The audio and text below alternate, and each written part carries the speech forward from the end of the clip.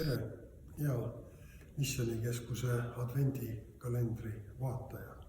Soovin sulle õnnistust uueks kirikuaastaks ja õnnistatud advendiaega.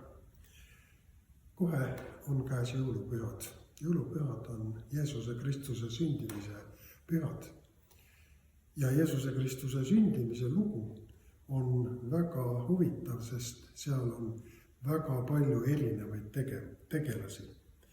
Seal on taevaseid ja maiseid tegelasi.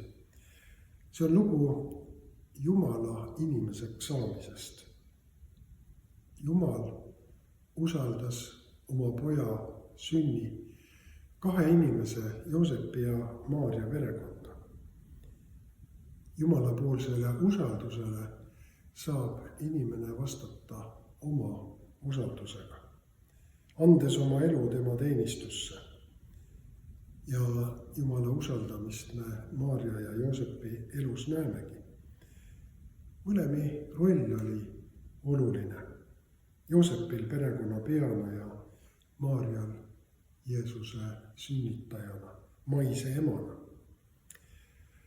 Paavst Johannes Paulus II ütles, püha Joosep kasutas oma autoriteeti, mis tal seaduslikult pühas perekonnas oli, et anda iseend, oma elu, oma töö täiusliku annina Jumalale.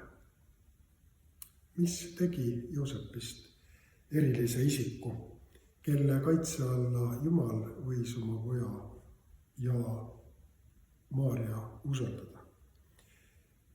Joosep otsustas oma südames kuulata Jumala sõna ja Jumala tõotusi. Kuigi see otsus tähendas seda, et ta pidi loobuma oma arusaamadest ja inimlikest arusaamadest ja piiridest. Ta uskus Jumala imesse. Soovin, et sul oleks usku imesse, mida ainult Jumal võib teha. Usu Jumala imesse. Soovin, et saabuv jõuluaeg oleks sinule imeline aeg ja et sinu elus oleks usku Jumala imesse. Õnnistatud esimest advendiaega.